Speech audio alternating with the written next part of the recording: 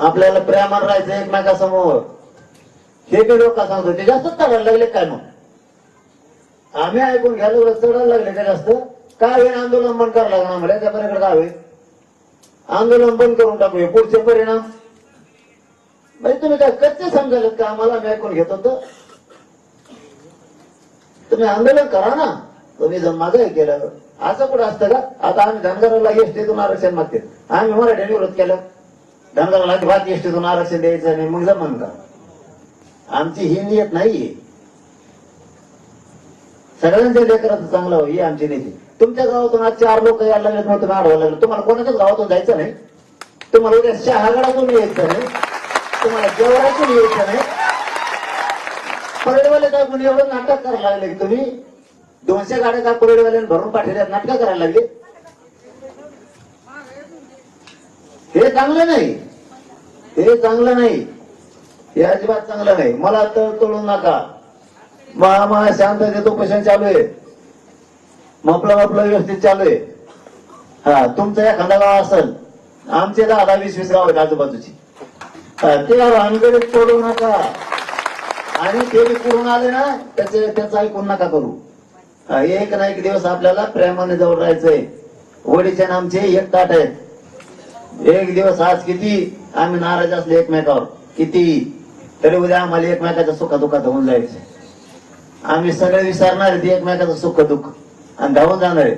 किती काय असलं तर वडीचं आमचं काही झालेलं नाही. हे असं वैचारिक मतभेद, उद्या त्याला आम्हाला एकमेकाच्या मदतीला दोघांना धावून जायचं. 1 वर्ष ना आम्हाला एकमेकाच्या ताटात कोणा बसायचंय. मग ते पवार कंपनी असं नाही, ते खटके असतील, नाही तर ते कोण कोण असतील, आणखीन तिथले सगळ्या बांधवाला आम्हाला एकमेकात आणखीन बसायचं. आंतरवाडीतल्या लोकात त्यांच्यात बसायचं. मग इथं अनेक असतील, कोण लाड असतील किंवा इथं तारक असतील, अनेक कोण असतील, तुम्ही आणखीन काय नाव असतील, त्या सगळ्यांना घाडगी असतील, इथले कचरे असतील, हे एकमेकात बसायचंय, उठायचं रोज. जरी आज काय असलं तरी हे कुठून तरी येणार, डांबरेवर काय बसणार. त्या वडीवाल्या बांधवांनी वय केलंय हे राजकीय स्टंट करायला. ते भुजबळचं आणि परेडवाल्याचं ऐकून आपल्यात वैर लावायला लागले. वडीवाल्या धनगरांना हे बी सहन व्हायना आता की खोटाड्यापणा हे चालला याचा. मग कुठेतरी कोपऱ्या कापऱ्याला जागा बी द्यायना, ते कोपऱ्या कापऱ्याला हुसकून देतात. माझा इज्जत असं हो, एकदा गावकरी नाही म्हणल्यावर तडकून उठून जावा.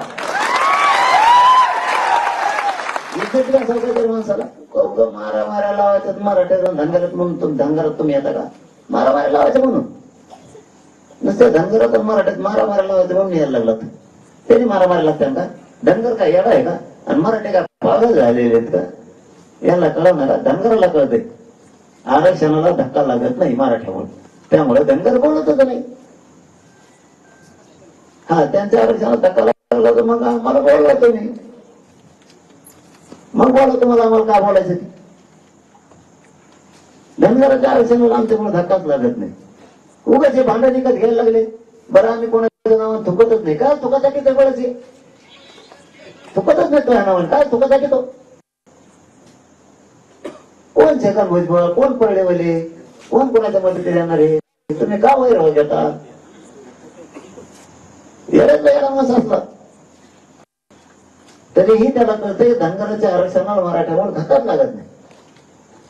मग तुम्ही संख्येने मोठे थोडे म्हणून तुम्ही आमच्या अंगावर येणार का? बरं, आम्ही धनगराचं आरक्षण आम्हाला द्यावे म्हणून त्यांचा वेगळा प्रवर्ग आहे, त्यांचं वेगळं आरक्षण आहे. 3, 3.5, 2.5% काय असेल ते असं त्यांचं वेगळं आहे. हा, तुमच्याला जर धक्का लागला तर ठीक आहे.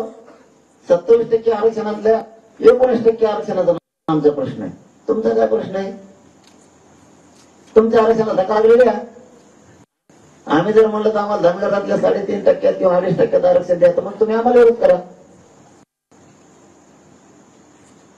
किंवा आम्ही बोलत एसटी आरक्षणात आम्हाला आरक्षण द्या धनगरा संघ, तर मग विरोध करा. किंवा आम्ही मराठी म्हणतो धनगराला अजिबात एसटीतून आरक्षण द्यायचं नाही, मग आम्हाला विरोध करा. आम्ही तुम्हाला बोलतच नाही. कशामुळे मला सांगा बरं तुम्ही? काय कारण आहे तुमचं? ऐकून घेतो परिणाम त्याचा. बरं, तुम्हाला विरोध करायचाच करा, हरकत नाही. विरोध करायला पाहिजे ना, करा. आमचं काय म्हणणं नाही. हे गाड्या अडवणं, घोषणा देणं, नाही मायावर बोलणं, तुला काही बोललं का? आता कुठं ऐकून घेतले तुम्ही ऐकून घेत नसतात अजिबात नाही. 13 महिने ऐकून घेतले. मला पहिलं तुम्हाला आता त्यांचं सांगतो ते गेट उपटून फेकायचे. आमचा रस्ता आम्हाला पुरा मोकळा पाहिजे. मी नाही तर जर का 15-20 मिनिटात तो रस्ता मोकळा झाला मी गेट उपटून मी स्वतः फेकून देणार तिथं. मला ते लोकांनी मी एकदा शक्य टाकलं ना मी मागे सरकार नसतो.